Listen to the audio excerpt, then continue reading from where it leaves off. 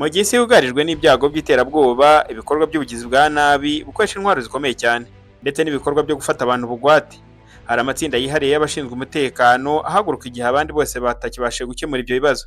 Ni amatsinda akorera mu ibanga rikomeye cyane, akora imyitozo ikomeye kurusha andi matsinda yose asanzwe kandi akoherezwa gusa igihe byaba bibaye ngombwa. Mu Rwanda, rimwe muri ayo matsinda amaze kumenyekana cyane mu gukora operasiyo zidasanzwe ni SWAT Team ya Polisi y'u Rwanda. Ni umutwe ukunze kuvugwa cyane ariko ugakomeza kuba amayobera kuri benshi.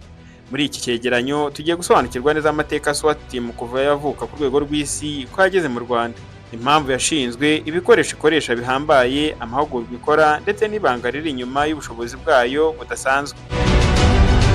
Mu minsi yashize ubwo muri Arabia Saudite habaga amarushanwa ajyanye na za SWAT Team yaba mu basirikare ndetse na polisi, SWAT Team y'u Rwanda yitwaye neza ku rwego rudasanzwe.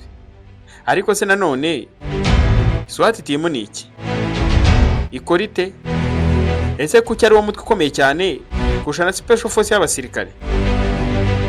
Ese bakora ibihe bikorwa ubundi byaba bitandukanye na Special Force ya gisirikare? Niba ari bwo bwa mbere usanze kuri Rwanda Factline TV, iki ni cyo gihe cyo gukanda subscribe kugira ngo tujye dukomeza kubana amakuru n'ibyajyanye ucukumbuye tunyuza kuri iyi miyoboro. Ngiye dukomeza kubana, nitwa Theogene, iyi ni Rwanda Factline. Bayikazi.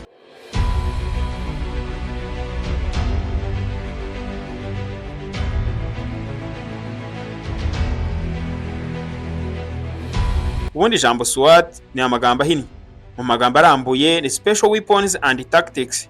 Uyu mutwe ujya kuvuka bwa mbere wavukiye muri Leta Zunze Ubumwe za Amerika hagati y'imyaka y'1960 n'umwaka w'1970. Icyo gihe umujyi wa Los Angeles wari wazengejwe cyane n'imvururu, ibyaha bikorwa n'amatsinda yitwaje intwaro ndetse n'ibibazo by'umutekano byasabaga uburyo bushya bwo kubirwanya. Nyuma y'imvururu zikomeye zabaye mu gace ka Watts muri Los Angeles mu mwaka w'1965, polisi ya Los Angeles yabonye ko ahantu hakenewe umutwe ufite imyitozo n'ibikoresho byihariye byo guhangana n'ibibazo byihutirwa kandi bikomeye cyane. Mu mwaka w'1967 nibwo hashinzwe itsinda rya mbere rya SWAT. Uko imyaka yagiye ishira n'indi kwihirika, niko igitekerezo cyagiye gikwirakwira mu bindi bihugu byinshi birimo nka Canada, Ubwongereza, Ubudage, Ubufaransa, Afurika y'Epfo ndetse n'ahandi ku isi. Uyu munsi SWAT Team cyangwa se andi matsinda ahwanye nayo ni igice cy'ingenzi cyane cy'inzego z'umutekano mu bihugu byinshi, cyane cyane mu kurwanya iterabwoba, gutabara abafashwe bugwate ndetse no gufata abagizi ba nabi bafite intwaro zikomeye cyane. Kuva Los Angeles muri Leta Zunze Ubumwe za Amerika kugera Kigali mu Rwanda, SWAT Team nayo yarahageze, kandi bimwe mu matsinda akomeye cyane afite ibikoresho bihambaye hano ku mugabane wa Afurika. Iri tsinda rya SWAT u Rwanda rwashyizemo imbaraga cyane, kuko nko mu mahugurwa aherutse gukorwa mu minsi yashize mu Barabu, iyi SWAT Team ya polisi yitwaye neza cyane kurusha n'ibindi bihugu byateye imbere ku isi. Mu Rwanda, iyi kipe ya SWAT Team ni umwe mu mutwe w'indobanure ya polisi y'u Rwanda, yashinzwe ku mugaragaro mu mwaka w'2019 nk'igisubizo cy'impinduka z'umutekano ku rwego rw'akarere ndetse n'isi muri rusange. Intego nyamukuru yari ukongera ubushobozi bwa polisi y'u Rwanda no guhangana n'iterabwoba, ibyaha bikorwa hakoreshejwe intwaro, ibikorwa byo gutabara abantu bafashwe bugwate ndetse no kurinda ibikorwa remezo by'igihugu mu bihe bikomeye cyane. Abinjira muri ikipe ya SWAT Team ya polisi y'u Rwanda banyura mu mahitamo akomeye cyane, no kuvuga imyitozo ndetse n'amagerageza banyuzwamo, hagasuzumwa imbaraga z'umubiri, ubushobozi bwo gutekereza vuba, kwihangana mu bihe bikomeye ndetse n'ubunyamwuga bwo hejuru. Iyi kipe ya SWAT Team ya polisi y'u Rwanda ikorera imyitozo myinshi mu kigo cy'amahugurwa yo kurwanya iterabwoba cya Mayange mu karere ka Bugesera, aho bahugurirwa kurasa ku rwego rwo hejuru, gutabara abantu mu nyubako zafashwe n'abagizi ba nabi, gukoresha imigozi mu kubanuka ku nyubako ndende, kwinjira mu modoka cyangwa mu nyubako zirimo abakekwaho ibyaha ndetse no gukora ibikorwa by'umutekano mu masaha y'ijoro.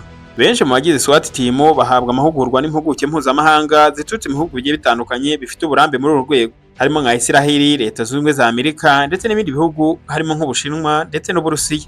Ubundi ikipe ya SWAT Team aho iri hose ku isi bizwi ko ari rwego rugira ibikoresho bihambaye kandi bigezweho cyane.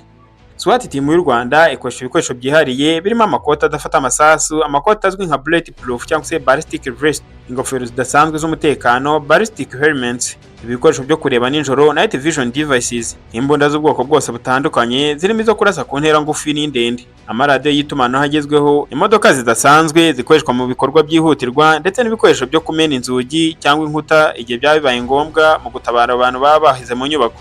Nubwo polisi y'u Rwanda itagitangaza ku mugaragaro inkomoko y'ibikoresho byose ikoresha kubera impamvu z'umutekano, Byinshi muri ibyo biva ku masoko mpuzamahanga yemewe akorana n'inzego z'umutekano hirya no hino ku isi.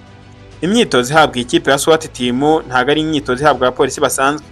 Abasore n'inkumi bagize iyi kipe bashobora kumara amasaha menshi cyane biruka kandi bafite ibikoresho biremereye, bakambuka inzitizi zitandukanye, bagakora imyitozo yo kurasa mu bihe byihutirwa, bakinjira mu nyubako zirimo abanzi bagamije gutabara abantu bafashwe bugwate. Nubwo SWAT team ya polisi y'u Rwanda itavugwa cyane ku mugaragaro mu itangazamakuru nk'uko bimeze mu bihugu bimwe na bimwe harimo nka Leta Zunze Ubumwe za Amerika, kuko nk'abantu bakunda kureba amafilime cyane barabizi cyane ko uyu mutwe SWAT team ikunda kwifashishwa mu bikorwa byo gufata ibyihe biba byafungiranye abantu mu nyubako. Ariko nanone mu Rwanda iyi SWAT team ntikunda kuvugwa cyane mu itangazamakuru. Ariko nanone nubwo idakunda kuvugwa cyane, ni umwe mu mutwe w'indobanure ugira uruhare rukomeye cyane mu kubungabunga umutekano w'igihugu. Amahugurwa akomeye, ibikoresho bigezweho, ubunyamwuga n'ubushobozi bwo gutabara mu bihe bikomeye ni bimwe mu bintu bituma umutwe uba inkingi ikomeye cyane mu mutekano w'u Rwanda. Ngibyo bike mu byo wamenya kuri SWAT team. Hari ikindi wifuza kumenya watwandikira muri comment tukagiguteguriraho. Ngiye dukomeza kubana nitwa Theogene. Iyi ni Rwanda Fact Line.